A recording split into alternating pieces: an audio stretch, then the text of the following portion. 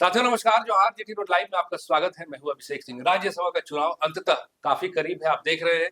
इस मामले से पूरा का पूरा पटाक्षेप जो है वो हो गया। एक तस्वीर जो है वो साफ हो गई कि कौन से पार्टी से कौन सा जो एक सांसद होगा वो आएगा आगे। इसको लेकर के हमने कई एक वीडियो में चर्चा भी की थी। अभी आप देख रहे हैं कि किस तरह से गहमा गहमी का माहौल है विधानसभा के अंदर में। तमाम दल के जो नेता है वो वहां पहुंच रहे हैं और अपने अपने जो प्रत्याशी है उनके संवेदक बन रहे हैं, चाहे बात भारतीय जनता पार्टी की करें, चाहे बात इंडिया फोल्डर की करें।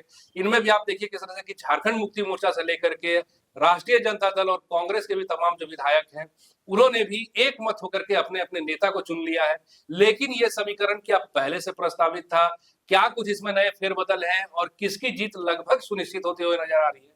इन्हीं तमाम मुद्दों पे हम आगे जो इस चर्चा को बढ़ाएंगे। फ्रेम में हमारे साथ देख रहे हैं वरिष्ठ पत्रकार सरोज कंवर जी है। स्वागत है सर आपका। और अब क्या सर, अब तो सब कुछ साफ साफ नजर आ रहा है। बहुत मजेदार होने जा रहा है अभिषेक भाई। हाँ। बहुत ही रोचक, लगातार हम लोग चर्चा कर रहे हैं। और एक चीज मैं देख रहा हूँ, गौर कर रहा हूँ कि बड़े बड़े जो चाणक्य कहे जाते थे, तिस्मार खां कहे जाते थे कि भैया राजनीति जो उनके इशारे पर नाचती है जी, है ना, सबको जो हेमंत सोरेन पटखनी दे दी है। और हेमंत सोरेन बहुत घाघ राजनीतिक बनकर उभरते हुए दिखलाई दे रहा है। ये पूरा घटनाक्रम आप देखिए सर। सबसे पहले हाँ, हेमंत सोरेन की चुप्पी। हाँ, आपने देखा तो खाक है ना, सब देख रहे चीजों को। और जैसा वो चाह रहे थे वैसे ही सब होता चला गया, हो रहा है जी। और कहीं ना कहीं उनकी उसमें भूमिका है। वो चुप्पी है कि बाहर आकर वो नहीं बोल रहे, अंदर वो किससे बात कर रहे हैं, फोन पर किससे बतिया रहे हैं, ये नहीं पता ना। मूर्खता नहीं कर रहे कि पब्लिक प्लेस में आकर।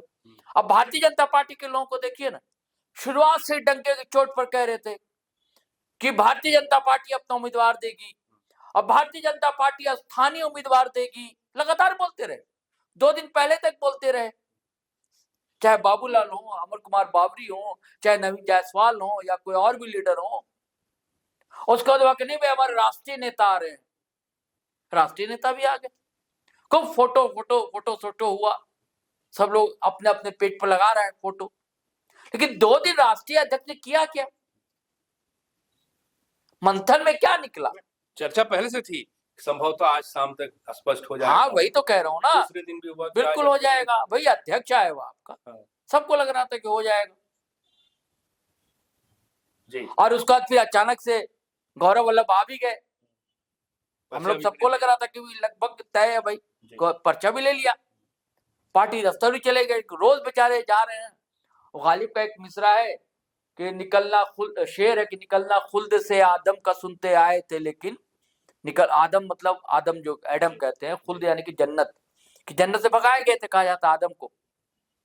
लेकिन बड़े बेआबरू होकर तेरे कूचे से हम निकले थे, बड़े बेआबरू होकर ये निकले।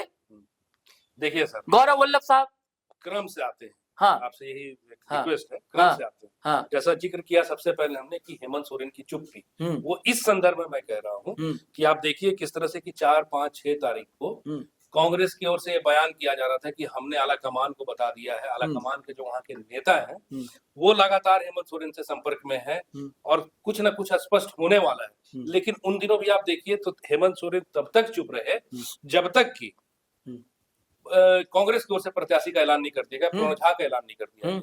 उसके बाद बैठक होती है, उसके बाद जो है झारखंड मुक्ति मोर्चा से जो है जो प्रत्याशी उनका ऐलान होता है। इस बीच में चुप्पी में क्या देखना चाह रहे थे? नहीं, चुप्पी क्या, प्रेशर पॉलिटिक्स होती है ना भाई जी, कि वो ये भी बताना चाह रहे कि नहीं हम आपके साथ हैं, और ये भी बताना चाह रहे हैं कि आपने हमारे साथ क्या क्या किया हम भूले नहीं जी। बिहार से लेकर असम तक हमको सब याद है। और अपने लोग से कहलवा भी दिया कि भैया जेएमएम तो 2 प्रत्याशी उतारेगा। अब इधर कांग्रेस को लगा कि अगर मान लीजिए उतार दिया तो उससे पहले अपना पत्ता फेंक दो, ताकि हेमंत सोरेन भी दबाव में आ जाए, गठबंधन धर्म भी निभाना है। तो कांग्रेस की मजबूरी थी। देखिए क्या होता है कि राजनीति में हर कोई चाल चलता है जी। कोई 2 कदम आगे शतरंज की स्टाइल में, कोई 2 कदम पीछे। अब धोखा होगा ये सब चीज तो कुछ होती नहीं है ना। अब धोखा वोखा हम लोग कई वीडियो में कह चुके हैं। अब नैतिकता इस पक सत्ता की मलाई खाना है बस किसी तरह। धोखा की जगह मौका नहीं लेते। हाँ, और एक चीज और बड़ा अभी अचानक एक शब्द याद आ रहा है अभिषेक भाई, राज्यसभा चुनाव के समय अंतरात्मा से भी जान जाती है। वो अब जागने वाला है। हाँ, जागने वाला। अब माहौल आ गया, जी अंतरात्मा जी जागेगी। तो क्या हुआ कि कांग्रेस ने जब घोषणा कर दी है ना, तो अब तो इनके साथ वही फंस गई है हेमंत सोरेन। गठबंधन धर्म भी निभा रहा है ना, तो फिर उधर से वो प्रभारी भी आ गए कांग्रेस के, भूपेश बघेल, अजय शर्मा आए और भेंट मुलाकात सबकी उन्होंने, अब साथ में बैठक भी करनी पड़ी। कल रात बैठक हुई, दोनों प्रत्याशी रहे। अब बाहर निकलकर विनोद पांडे भी बयान दिए, संजय यादव जो है कांग्रेस एक आरजेडी से मंत्री भी है वो बयान दिए, प्रदीप यादव कांग्रेस से वो बयान दिए, सब बयान दिए। मतलब सब कुछ गुड्डी गुड्डी है, सब कुछ ठीक ठाक है। मतलब गठबंधन ये शो कर रहा है अभिषेक भाई कि हमारा दोनों उम्मीदवार जीतेगा, यानी कि प्रणव झा जीतेंगे और बैजनाथ राम को तो जीतना ही है भाई। प्रथम वरीयता 28 वोट तो उधर जाएगा, 34 तो जेमे के पास है, वो तो तय है। देखिए सर 28 तो तय है, हाँ, मतलब बैजनाथ राम तय है। हाँ, जो ये बाकी के 6 हैं और फिर उधर 16 हैं और 4 हैं आरजेडी के, मिलजुल के तो 56 का आंकड़ा बराबर हो रहा है। हाँ, लेकिन आपने जैसे कहा कि एक बात है अंतरात्मा की, हाँ, और दूसरा अंतरात्मा में अगर गांधी जी याद आ गए, हाँ, बातें तो बहुत सारी हैं। हाँ, तो क्या लग रहा है कि दोनों सीटों पे समीकरण जो दिख रहा है, हाँ, वो क्या यथार्थ में उतरेगा जमीन पे? क्या दोनों प्रत्याशी आएंगे इधर से इंडिया फोल्डर से, या फिर भारतीय जनता पार्टी कुछ खेला करे? देखिए, दो तीन तरह की चीजें हैं। मैंने थंबनेल भी लगाया था, फिर वाले के हटाया था। ये इम्तिहान हेमंत सोरेन का भी है और हेमंत सोरेन के इम्तिहान नहीं भी। अब ये जिम्मेदारी हेमंत सोरेन को सौंप दी गई है कि गठबंधन के आप नेता हैं, तो नेता की जिम्मेदारी होती है कि अपने प्रत्याशी को जिताना। लेकिन मैंने कहा ना कि राजनीति में सब कुछ उसूल और सिद्धांत से चलता नहीं। हेमंत सोरेन को राजनीति भी करनी है, सरकार भी चलानी है। और कई तरह की बोझ है स्टेट गवर्नमेंट पर, मॉनेटरी फंड नहीं मिल पा रहा है और बिना केंद्र के सहयोग से ये संभव भी नहीं। तो क्या ठिकाना? मैंने पिछले वीडियो में कहा ना कि हेमंत सोरेन के, हाँ मैं तैयार हूं, आपके साथ हूं। अचानक किसी गाड़ी पंचर हो जाए तो क्या कीजिएगा?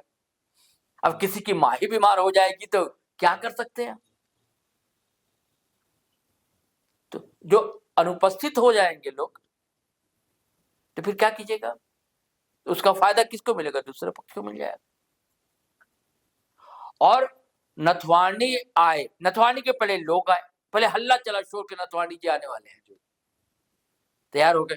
अक्सर यहाँ कहा जाता है कि भैया विधायक के चेहरे खिल जाते हैं, नथवाणी जी का नाम सुनकर विधायक के चेहरे खुल जाते हैं, है ना, कि कुछ भैया कुछ रसगुल्ला वगैरह कुछ ना कुछ, मतलब कुछ मिल रहा है, मतलब यानी कि मलाई विलाई कुछ मिलेगा बढ़िया एकदम भैया। और ऐसे वैसे नहीं है, बड़े उद्योगपति हैं, यहाँ से राज्यसभा भी रहे और काम वाम भी किया, लोग कहते हैं व्यवहार कुशल भी है। लेकिन सिर्फ यही नहीं है मेरिट है कि बड़े कॉर्पोरेट हाउस चलाते हैं, बड़ी कंपनियां हैं। और ये भी खबर है कि अंबानी साहब के बहुत ही करीबी हैं। और अंबानी साहब किसके करीबी हैं? सारी दुनिया जानती है। तो नितिन नवीन का इस पर कोई बयान आया? कोई बयान नितिन नवीन अध्यक्ष का कि राज्यसभा में उम्मीदवार भाजपा दे रहा है कि नहीं दे रहा है। सेकंड लाइन थर्ड लाइन के नेता बोलते रहे कि हाँ भाजपा उम्मीदवार देगा, स्थानीय उम्मीदवार देगा, कहते रहे। और जमशेदपुर से आ गए वो गौरव वल्लभ, पर्चा भी खरीद लिया, कई वो दफ्तर भी गए। ये तक खबर है कि उनकी मौजूदगी में सबसे कागज पे साइन भी करवा लिया गया प्रस्तावकों का। सरजू राय कम निकलते हैं जमशेदपुर से, भाजपा दफ्तर ही पहुंचे थे।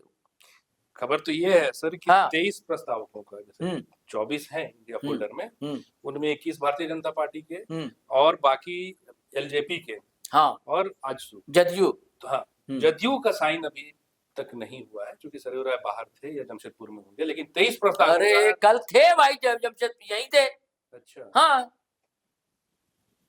जरूरत है, और आज भी विधानसभा पहुंच गए सरयू राय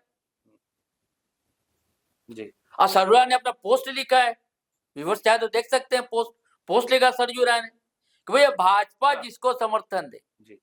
एनडीए का कैंडिडेट होगा।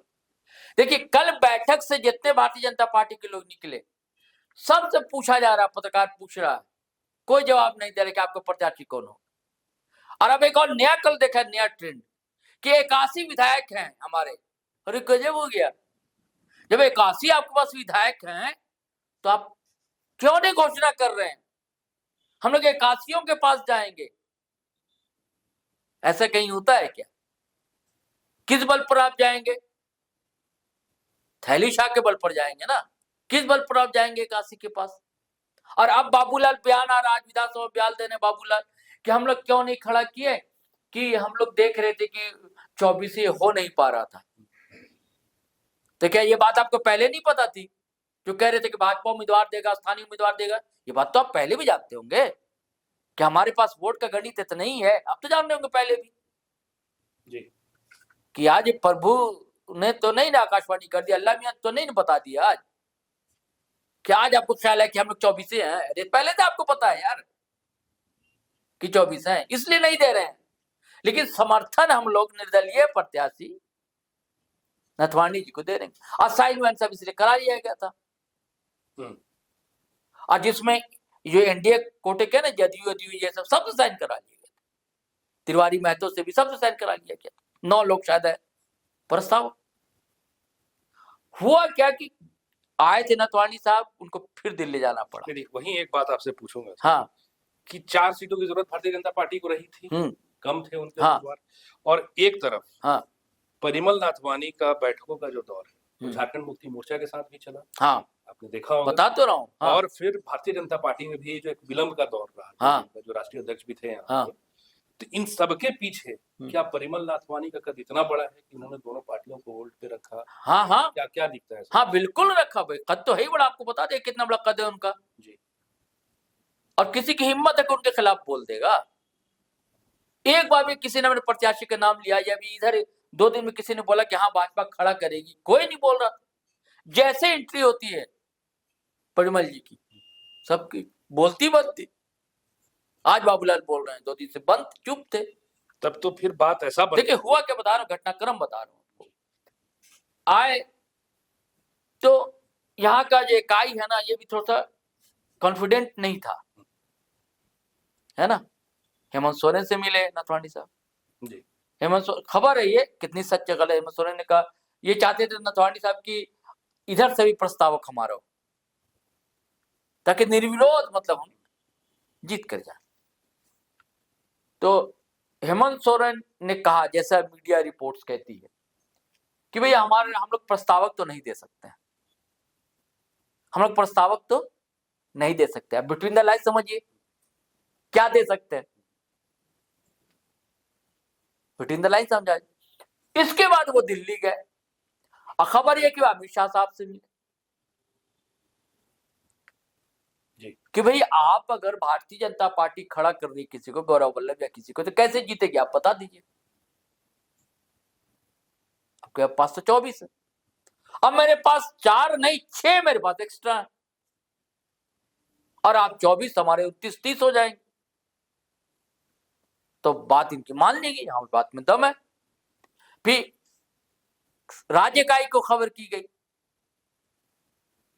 और उसके बाद फिर वो आए साहब, कल फिर शाम में लौटे नथवानी साहब,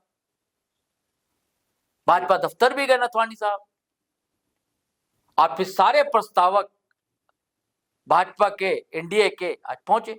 नहीं, रोचक ये है जो मैं कह रहा हूं कि भैया 81 एमएलए हमारे हैं, है ना। बड़ी बात है। हाँ बताइए। तो अब ये जो है, अब ये इनको भी थोड़ा ड्रामा करना है ना, हेमंत सोरेन टीम जो है एनडीए। तो खबर ये कि लोग को कहीं बाहर ना शिफ्ट किया जाए, और मुझे लगता है कि डर है कि कहीं कांग्रेस से भी कुछ ना फूटे,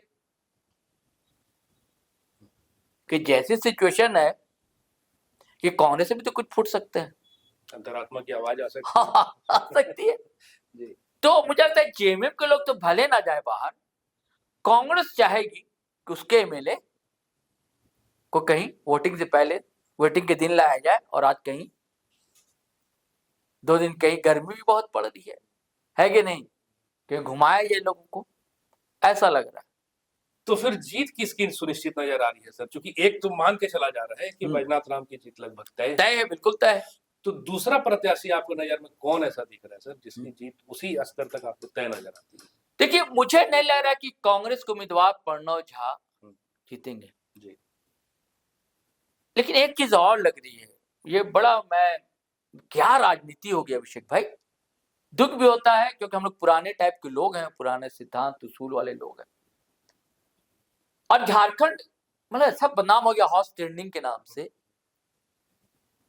कलंकी कह लीजिए, है ना, कि कोई भी धंधा सेठ सोचता है कि नहीं ये बड़ा ये राज है यहाँ, तो जहां महाराष्ट्र में हमको 10 करोड़ लगेगा, यहाँ 5 करोड़ में भी काम हो जाएगा, है ना।